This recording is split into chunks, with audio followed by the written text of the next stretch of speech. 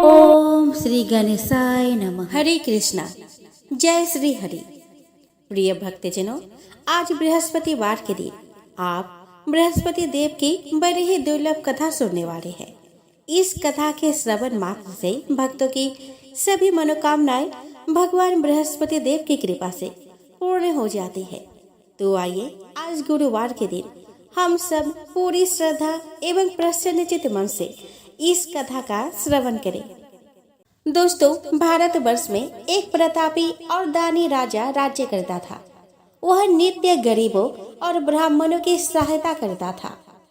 यह बात उसके रानी को अच्छी नहीं लगती थी।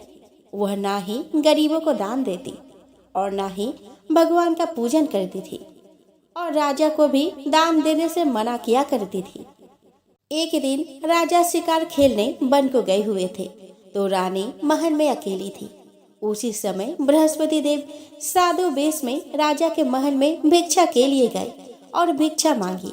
रानी ने भिक्षा देने से इनकार किया और कहा कि हे साधु महाराज, मैं तो दान पुण्य से तंग आ गई हूँ।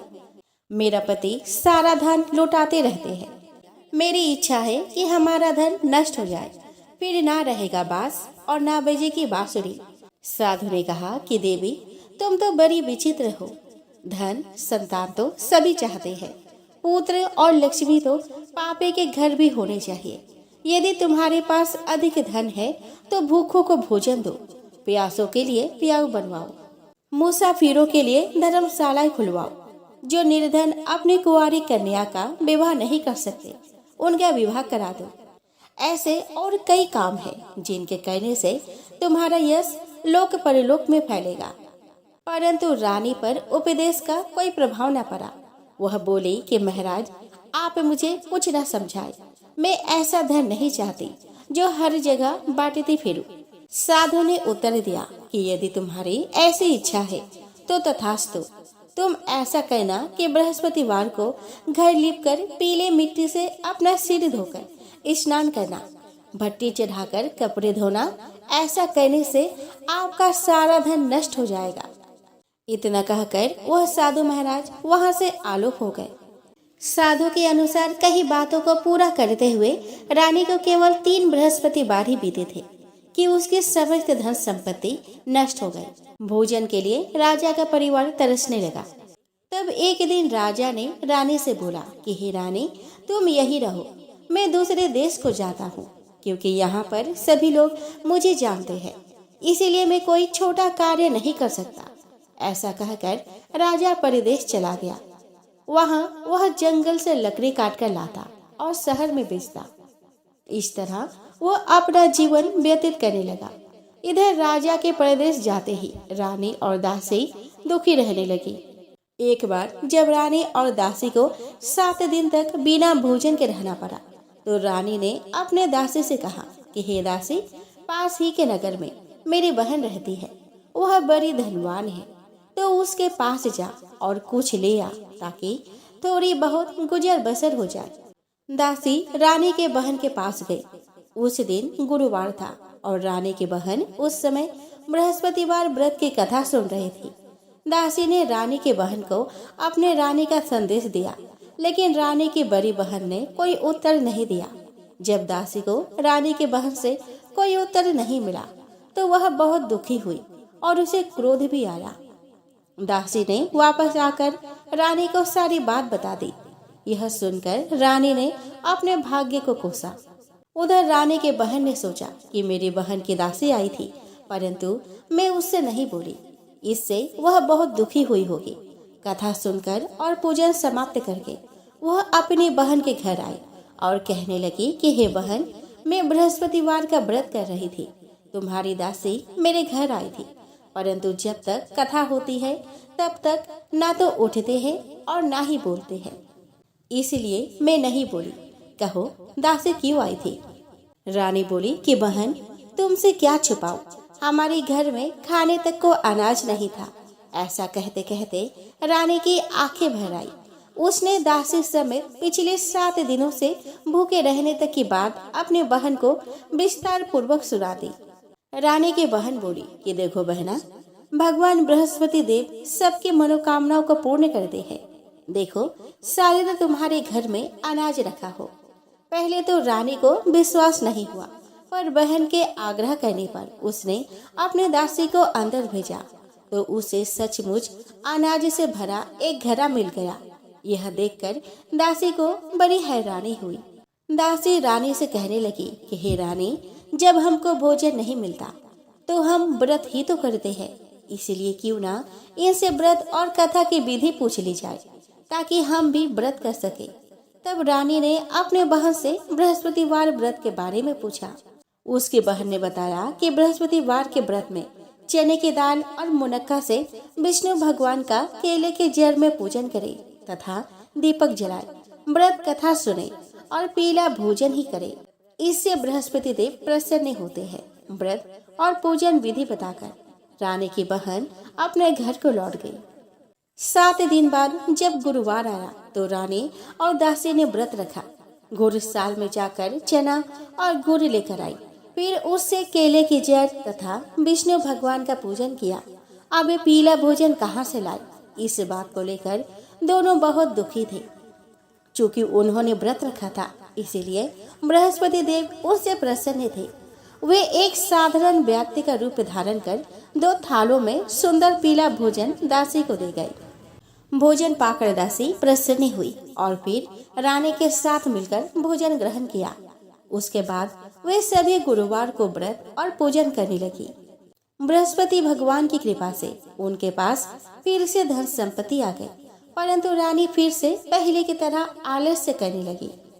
तब दासी बोली कि देखो रानी, तुम पहले भी इस प्रकार आलस्य करती थी, तुम्हें धन रखने में कष्ट होता था, इस कारण सभी धन नष्ट हो गया, और अब जब भगवान बृहस्पति की कृपा से धन मिला है तो तुम्हें फिर से आलस्य होता है। रानी को समझाते हुए दासी कहती है कि बड़ी मुसीबतों के बाद हमने यह धन पाया है, इसीलिए हमें दान पुण्य करना चाहिए, भूखे मनुष्य को भोजन कराना चाहिए और धन को शुभ कार्यों में खर्च करना चाहिए, जिससे तुम्हारे कुल का यश बढ़ेगा, स्वर्ग की प्राप्ति होगी और पितृ प्रसन्न होंगे। दासी की बात मानकर रानी अपना धन शुभ कार्यों में खर्च करने लगी, जिससे पूरे नगर में उसका यश फैलने लगा। एक दिन राजा दुखी होकर जंगल में एक पेड़ के नीचे आसन जमाकर बैठ गया। वह अपनी दशा को याद करके व्याकुल होने लगा। बृहस्पतिवार का दिन था। एकाएक उसने देखा कि निर्जन वन में एक साधु प्रकट हुए। वह साधु वेश में स्वयं बृहस्पति देवता थे। वे लक्कड़हारे के सामने आकर बोले कि हे लक्कड़हारे, इस सुनसान जंगल में तो चिंता मग्न क्यों बैठा है। लक्कड़हारे ने दोनों हाथ जोड़कर प्रणाम किया और उत्तर दिया कि महात्मा जी, आप सब कुछ जानते हैं, मैं क्या कहूँ। यह कहकर वह रोने लगा और साधु को अपनी आत्मकथा सुनाई। महात्मा जी ने कहा कि तुम्हारी स्त्री ने बृहस्पतिवार के दिन बृहस्पति भगवान का निरादर किया था, जिसके कारण रुष्ट होकर उन्होंने तुम्हारी यह दशा कर दी। अब तुम चिंता को दूर करके मेरे कहने पर चलो तो तुम्हारे सभी कष्ट दूर हो जाएंगे और भगवान पहले से भी अधिक संपत्ति देंगे। तुम बृहस्पतिवार के दिन कथा किया करो। 2 पैसे के चने मुनक्का लाकर उसका प्रसाद बनाओ और शुद्ध जल से लोटे में शक्कर मिलाकर अमृत तैयार करो। कथा के पश्चात अपने सारे परिवार और सुनने वाले प्रेमियों में अमृत व प्रसाद बांटकर आप भी ग्रहण करो। ऐसा कहने से भगवान तुम्हारी सभी मनोकामनाएं पूरी करेंगे। साधु के ऐसे वचन सुनकर लक्कड़हारा बोला कि हे प्रभु, मुझे लकड़ी बेचकर इतना पैसा नहीं मिलता जिससे भोजन के उपरांत कुछ बचा सकूं। मैंने रात्रि में अपनी स्त्री को व्याकुल देखा है। मेरे पास कुछ भी नहीं जिससे मैं उसकी खबर मांग सकूं। साधु ने कहा कि हे लक्कड़हारे, तुम किसी बात की चिंता मत करो। बृहस्पतिवार के दिन तुम रोजाना की तरह लकड़ियां लेकर शहर को जाओ। तुमको रोज से 2 गुना धन प्राप्त होगा, जिससे तुम भली भांति भोजन कर लोगे और बृहस्पति देव की पूजा का सामान भी आ जाएगा। इतना कहकर साधु अंतर ध्यान हो गए। धीरे धीरे समय व्यतीत होने पर फिर वही बृहस्पतिवार का दिन आया। लक्कड़हारा जंगल से लकड़ी काटकर किसी शहर में बेचने गया। उसे उस दिन और दिन से अधिक पैसा मिला। राजा ने चना गुड़ आदि लाकर गुरुवार का व्रत किया। उस दिन से उसके सभी कलेश दूर हो गए। परंतु जब दोबारा गुरुवार का दिन आया तो वह बृहस्पतिवार का व्रत करना भूल गया। इस कारण बृहस्पति भगवान नाराज हो गए। उस दिन उस नगर के राजा ने विशाल यज्ञ का आयोजन किया। शहर में यह घोषणा करा दी कि कोई भी मनुष्य अपने घर में भोजन ना बनाए, न आग जलावे। समस्त जनता मेरे यहाँ भोजन करने आवे। इस आज्ञा को जो ना मानेगा उसे फांसी की सजा दी जाएगी। इस तरह की घोषणा संपूर्ण नगर में करवा दी गई। राजा के आज्ञा अनुसार शहर के सभी लोग भोजन करने गए, लेकिन लकड़हारा कुछ देर से पहुंचा। इसीलिए राजा उसको अपने साथ घर लिवा ले गए और ले जाकर भोजन करा रहे थे तो रानी की दृष्टि उस खूंटी पर पड़ी जिस पर उसका हार लटका हुआ था। वह वहां पर दिखाई नहीं दिया। रानी ने निश्चय किया कि मेरा हार इस मनुष्य ने चुरा लिया है। उसी समय सिपाहियों को बुलाकर उसको कारागार में डलवा दिया गया। जब लकड़हारा कारागार में पड़ गया और बहुत दुखी होकर विचार करने लगा कि ना जाने कौन से पूर्व जन्म के कर्म से मुझे यह दुख प्राप्त हुआ है, और उसी साधु को याद करने लगा जो कि जंगल में मिला था। उसी समय तत्काल बृहस्पति देव साधु के रूप में प्रकट हुए और उसकी दशा को देखकर कहने लगे कि अरे मूर्ख, तूने बृहस्पति देव की कथा नहीं करी, इस कारण तुझे दुख प्राप्त हुआ है। अब चिंता मत कर। बृहस्पतिवार के दिन कारागार के दरवाजे पर 4 पैसे परे मिलेंगे। उनसे तू बृहस्पति देव की पूजा करना, तेरे सभी कष्ट दूर हो जाएंगे। बृहस्पतिवार के दिन उसे 4 पैसे मिले। लकड़हारे ने कथा कही और उसी रात्रि को बृहस्पति देव ने उस नगर के राजा को स्वप्न में कहा कि हे राजा, तुमने जिस आदमी को कारागार में बंद कर दिया है वह निर्दोष है, वह राजा है, उसे छोड़ देना। रानी का हार उसी खूंटी पर लटका है। अगर तू ऐसा नहीं करेगा तो मैं तेरे राज्य को नष्ट कर दूंगा। इस तरह रात्रि के स्वप्न को देखकर राजा प्रातः काल उठा और खूंटी पर हार देखकर लकड़हारे को बुलाकर क्षमा मांगी और लकड़हारे को योग्य सुंदर वस्त्र आभूषण देकर विदा कर दिया। बृहस्पति देव की आज्ञा अनुसार लकड़हारा अपने नगर को चल दिया। राजा जब अपने नगर के निकट पहुंचा तो उसे बड़ा आश्चर्य हुआ। नगर में पहले से अधिक बाग, तालाब, कुएं और बहुत सी धर्मशाला, मंदिर आदि बन गई है। राजा ने पूछा कि यह किसका बाग और धर्मशाला है। तब नगर के सब लोग कहने लगे कि यह सब रानी और बांदे के है। तो राजा को आश्चर्य हुआ और गुस्सा भी आया। जब रानी ने यह खबर सुनी कि राजा आ रहे हैं तो उन्होंने बांदे से कहा कि हे दासी, देख राजा हमको कितनी बुरी हालत में छोड़ गए थे। हमारी ऐसी हालत देखकर वह लौट न जाए, इसीलिए तू दरवाजे पर खड़ी हो जा। आज्ञा अनुसार दासी दरवाजे पर खड़ी हो गई। राजा आए तो उन्हें अपने साथ लिवा लाई। तब राजा ने क्रोध करके अपने रानी से पूछा कि यह धन तुम्हें कैसे प्राप्त हुआ। तब उन्होंने कहा कि हमें यह सब धन बृहस्पति देव के इस व्रत के प्रभाव से प्राप्त हुआ है। राजा ने निश्चय किया कि 7 रोज बाद तो सभी बृहस्पति देव का पूजन करते हैं, परंतु मैं प्रतिदिन 3 बार कहानी और रोज व्रत किया करूंगा। अब हर समय राजा के दुपट्टे में चने की दाल बंधी रहती और दिन में 3 बार कहानी कहता। एक रोज राजा ने विचार किया कि चलो अपने बहन के यहाँ हो आवे।